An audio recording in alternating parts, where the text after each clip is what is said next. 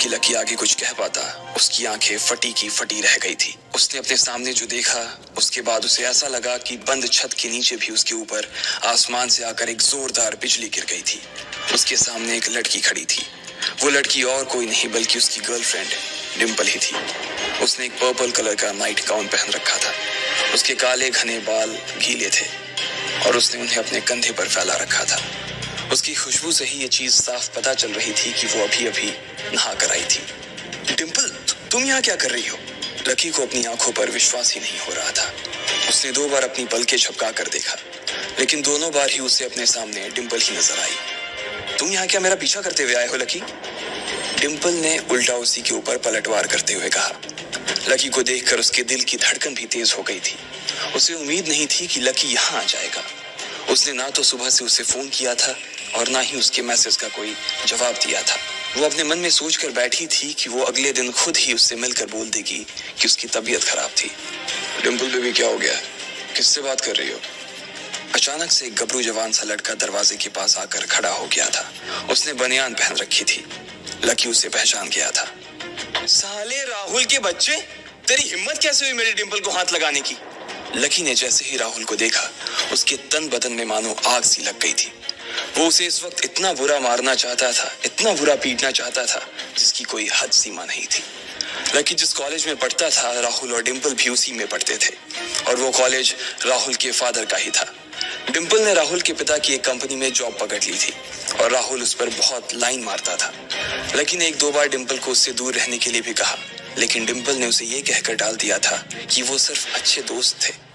आज भी इससे पहले कि वो आगे बढ़ता, डिम्पल उन दोनों के बीच आ गई। रुक जाओ, डिम्पल ने गुस्से में कहा और लकी के सीने पर हाथ रखकर उसे रोक दिया। लकी लंबी सांसें ले रहा था और कुछ ही सांसों के बाद उसका गुस्सा शांत हो गया। अब डिम्पल के पास भी छुपाने के लिए कुछ नहीं था, इसलिए उसने लकी से कहा, लकी, आज से तुम्हारा और मेरा ब्रेकअप। ब्रेकअप? लकी के पैरों के नीचे से जमीन खिसक गई थी। उसकी आंखें नम हो गईं। लकी को उसकी बातों पर विश्वास नहीं हो रहा था। उसने डिम्पल की ओर देखा और बोला, डिम्पल, हम पिछले 1 साल से एक दूसरे के साथ हैं और तुम हो कि मुझसे ब्रेकअप करना चाहती हो? अरे मैं तो तुम्हारे लिए नई बाइक लेने वाला था। चल रहने दे, आज ही याद आई है तुझे बाइक की। अरे तेरे पास मुझे बाहर घुमाने के लिए, खिलाने पिलाने के लिए पैसे तो है नहीं। तू कहाँ से लेगा बाइक? और अगर ले भी लेगा तो उसमें पेट्रोल कहाँ से डलवाएगा? तेरी 8,000 रुपए महीने की नौकरी, उसमें होगा ये सब? लोग हंसते हैं मेरे ऊपर जब मैं सरोजनी में तेरे साथ घूमती हूँ। मैं ऐसी लाइफ नहीं जीना चाहती लकी। मैं तेरी तरह गरीब नहीं रहना चाहती। तूने मुझे फंसाया था, उल्लू बनाया था तूने मुझे, इसलिए मैंने राहुल से मैचअप कर लिया है। आज से यही मेरा बॉयफ्रेंड है। डिम्पल ने गुस्से में कहा। अच्छा, तो बेबी ये है तुम्हारा वो बेकार सा एक्स बॉयफ्रेंड? राहुल ने पूछा और डिम्पल के बगल में आकर खड़ा हो गया। फिर उसने लकी के हाथ से थैली उठाई और उसमें से हार्ड प्ले का पैकेट निकालकर उसे चिढ़ाने के लिए उसे हवा में लहराने लगा। बाप रे, इससे बदकिस्मत इंसान इस दुनिया में और कौन होगा? राहुल ने उसकी टांग खींचते हुए कहा। लकी के पास उसकी बात का कोई जवाब नहीं था। उसने गुस्से से डिम्पल की ओर देखा और अपनी हाथों की मुट्ठी भींच ली। फिर वो वहां से निकल गया। अबे पैसे तो ले जा, सब कुछ फ्री में देता जाएगा क्या? राहुल ने जोर से ठहाके लगाते हुए कहा, लेकिन लकी बिना उसकी बात सुनते ही निकल गया। उसके दिमाग में डिम्पल के कहे शब्द गूंज रहे थे। उसने कभी सपने में नहीं सोचा था कि डिम्पल उसके साथ कुछ ऐसा भी कर सकती थी। जिस इंसान के लिए वो इतना कुछ करना चाह रहा था, उसे उसकी कोई कदर ही नहीं थी। लकी इतना हताश हो गया था कि बुरी तरह से रोने लगा।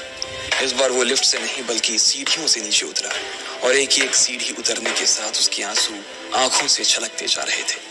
जब उसकी आवाज सुनकर कुछ लोग अपने कमरे से बाहर आए तो लकी ने तुरंत अपने आंसू पोंछे और तेजी से वहां से भाग गया। उसे जिंदगी में पहली बार प्यार हुआ था और पैसों की कमी की वजह से ना सिर्फ उसका प्यार बल्कि उसकी पूरी जिंदगी बर्बाद हो गई थी। लकी जैसे ही बाहर आया तो उसने देखा कि बाहर अंधेरा हो गया था। आसमान में तेज बिजली कड़की और बारिश जो थमी थी एकाएक फिर से झमाझम बरसने लगी। ये देख लकी के थमे हुए आंसू एक बार फिर से छलक गए। उसका दिल बुरी तरह से डूब चुका था, लेकिन उसे इस बात की खुशी भी हो रही थी। आखिर आज उसे डिम्पल का असली चेहरा नजर आ गया था। वो तो उसके साथ घर बसाने की सोच रहा था, लेकिन अच्छा हुआ कि उसने पहले ही उसका घर बर्बाद होने से बचा लिया। लकी को दुख तो बहुत हो रहा था, पर उसे ये भी लग रहा था कि उसे आगे चलकर यही दुख उसे खुशी देने वाला था। लेकिन एक चीज थी जो लकी को परेशान कर रही थी, वो थी उसकी माली हालत। उसकी जेब इतनी तंग थी कि उसे फटी हुई जेब की पैंट पहनकर घूमना पड़ता था। कभी कभी तो लकी सिर्फ रोटी खाकर दिन काट लेता था। वो कब से कोशिश कर रहा था कि कोई अच्छा काम पकड़ सके, लेकिन उसे कोई काम देने को राजी नहीं था। उसने टूटे हुए दिल को दिलासा देते हुए मन में सोचा कि डिंपल पर खर्च होने वाले पैसे बच जाने से शायद उसके हालात सुधर जाएंगे, पर फिर भी वो रातों रात रईस नहीं हो जाने वाला था। उसने ऊपर आसमान की ओर देखा और जोर से चिल्लाया, अगर इतना ही अनलकी बनाना था तो फिर नाम लकी क्यों रखा भगवान? वो जितनी जोर से चिल्ला सकता था उतनी जोर से चिल्लाया। उसकी आवाज से आसपास खड़े लोग एक बार तो डर गए थे। लकी ऊपर ही देख रहा था और उसके आंसू बारिश के पानी के साथ मिल गए थे। जैसे ही वो फूट कर रोने को था, तभी उसके फोन पर एक मैसेज आया। जैसे ही लकी ने अपना फोन निकालकर उस मैसेज को पढ़ना शुरू किया, उसकी तो आंखें ही चमक गई। अचानक उसके आंसू हंसी में बदल गए और वो जोर जोर से वहीं सड़क पर नाचने लगा। उस मैसेज में लिखा था, परिवार की रिसर्च और परिवार के निर्णय के हिसाब से अग्रवाल परिवार का वारिस लक्ष्मण लाल अग्रवाल उर्फ लकी ने गरीबी अभ्यास की परीक्षा को पास कर लिया है और आज से ही वो उस जमीन और उस जायदाद का मालिक हो जाएगा जो परिवार ने उसके नाम कर रखी थी। ये कैसा मैसेज था? आखिर कौन था लकी? क्या थी उसकी असलियत? और वो कैसे रातों रात ही अनलकी से लकी हो गया था?